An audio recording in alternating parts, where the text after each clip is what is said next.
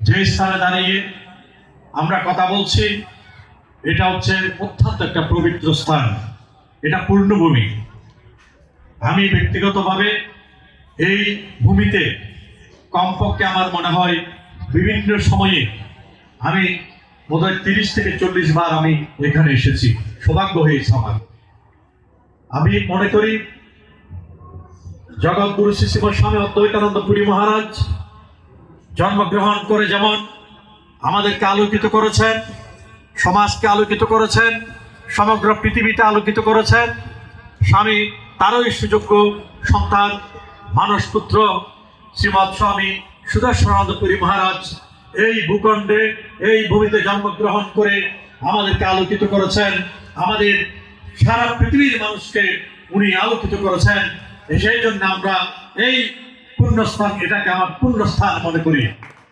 আমি এখানে এক সময়ে বাবাজির যে জন্মস্থান, সেই জন্মপিঠায় খুব ছোট আকারে একটি অনুষ্ঠান হতো। ওখানে পঞ্চাঙ্গ সরস্বতীর হতো সম্ভবত।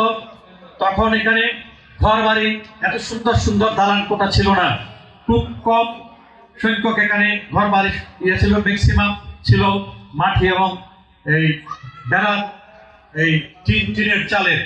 আজকে সেই ওনার পূর্ণভূমিতে এখানে দেখা যাচ্ছে দালান কোঠা হয়েছে, সব কিছু সুন্দর হয়ে গেছে। আমি মনে করি সেখানেও ওনার একটা সেই জন্মগ্রহণের পিছনে যেই জিনিসটি ছিল সেই পূর্ণ ভূমি হিসাবে সেগুলো এখানে গড়ে উঠেছে বলে আমি বিশ্বাস করি। আজকে যেখানে দাঁড়িয়ে আমরা এখানে কথা বলছি, এই প্রতিষ্ঠান করার পিছনেও ওনার আশীর্বাদ ছিল, এবং আশীর্বাদ ছিল উনি এই প্রতিষ্ঠানটা যেন সুন্দরভাবে গড়ে ওঠে। এখানে যারা বসে আছেন, এই প্রতিষ্ঠানের সাথে যারা জড়িত, এই এলাকার যারা আছেন, তারা কিন্তু সকলেই জানেন, সেগুলো নতুন করে বলার কোনো প্রয়োজন নেই। আমি মনে করি আপনারা ধন্য।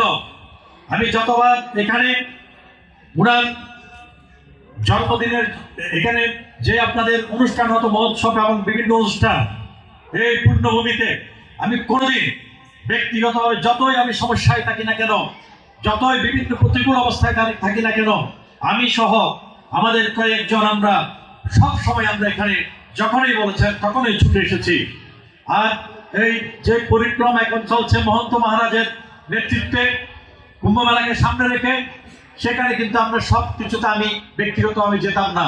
আমি যখন কুম্ভ মেলার দুবার আহ্বায়ক ছিলাম তখনও যেতাম না। সেগুলো আমাদের সংগঠনের সাধারণ সম্পাদক কাঞ্চন বিশ্বাস সহ যারা আমাদের সংগঠনে যারা ছিল, তারা সেগুলোতে আমাদের বাবাজির সাথে তারা যেতেন, তারা গিয়ে এইগুলো করতেন। কিন্তু আজকে একটি কারণে এসেছি, আজকে আনুষ্ঠানিকভাবে সাংগঠনিকভাবে শ্রীগুরু সংঘ নিঃশব্দানন্দ পরিষদ মহন্ত মহারাজের পৌরোহিত্যে উপস্থিতিতে প্রথম বাবাজির জন্মস্থান থেকে আমরা এই 22তম কুম্ভ মেলার শুভ সেই শুরু করেছি। সেই জন্য অন্য জায়গায় ছুটে এসেছি। এর আর না হয় অন্য জায়গা হলে হয়তো আমি যেতাম না। আমার কিন্তু আজকে প্রোগ্রাম ছিল, সেটা এখানে শেখরদা জানে, তরিকদাও জানে, চন্দনদাও জানে, ওনারা দেখেছেন আমার এই আজকে অনেক বড় প্রোগ্রাম। কিন্তু আমাকে সবাই ফোন করছেন এখনো, কিন্তু আমি সেগুলাকে ফেলে শুধুমাত্র আমার গুরুদেবের জন্মস্থানে আমি ছুটে এসেছি। সেটা আমার একদম যেটা সত্যি ঘটনা সেটাই বললাম। আর অন্য কোথাও হলে হয়তো বলতাম যে আর সবাইকে যেতে। আমাদের এখন যে বিষয়টা, এবারের 22তম কুম্ভ মেলা স্বামীজির ইচ্ছায় অতীতে কুম্ভ মেলা হয়েছে, স্বামীজির ইচ্ছায় ঋষিদান পরিচালিত হয়, স্বামীজির ইচ্ছায় আমরা পরিচালিত হই। আমি মনে করি কুম্ভ মেলাও পরিচালিত করবেন স্বয়ং শ্রী শ্রী স্বামী শিবকল্পনানন্দ পুরী মহারাজ। আর এখন আরেকটি শক্তি যোগ হয়েছে, উনার সন্তান উনার পাশে আছেন, এখন উনার কাছে আছেন শ্রীমৎ স্বামী সুদর্শনানন্দ পুরী মহারাজ। উনাদের করুণায় আমরা সফল হব, উনাদের ইচ্ছায় আমরা সফল হব। আমরা এখানে যারা বসে আছি সবাই উপলক্ষ মাত্র, আমাদের কোনো ক্ষমতা নেই যে কুম্ভ মেলা সুন্দর করব। কুম্ভ মেলা সুন্দর করার দায়িত্ব উনারা নিয়ে নিয়েছেন। আমাদেরকে কোথায় কি কাজ করব, শুধু কাজগুলো ভাগ করে দিয়েছেন যে তুমি এই কাজ করো, তুমি এই কাজ করো, সেটা। আর এবারে কুম্ভ মেলা পরিচালিত করবেন আমাদের শ্রীমৎ স্বামী সচ্চিদানন্দ পুরী মহারাজ।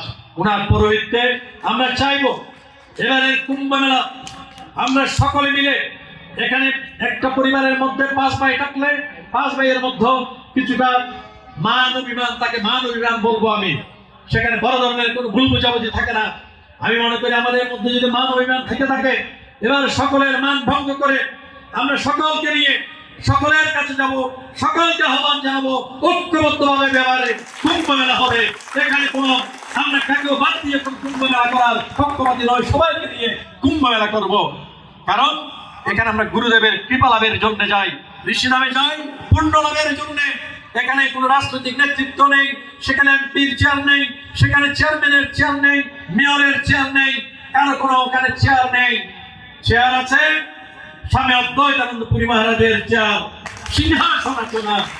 ওখানে চেয়ার আছে স্বামী সুদর্শনানন্দ পুরী মহারাজজির, ওখানে চেয়ার আছে মহাত্মা মহারাজদের। আমরা যারা আছি আমাদের কোনো চেয়ার থাকার কোনো কারণ নেই, ওখানে আমাদের নির্ধারিত কোনো চেয়ার থাকার কারণ নেই।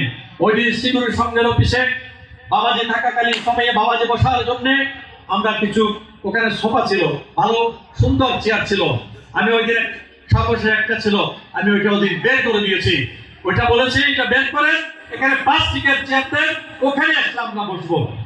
সেটা এখানে এই দলনকে বলেছি, আরেকজন ছিল, এটাকে বের করে দিয়েছি।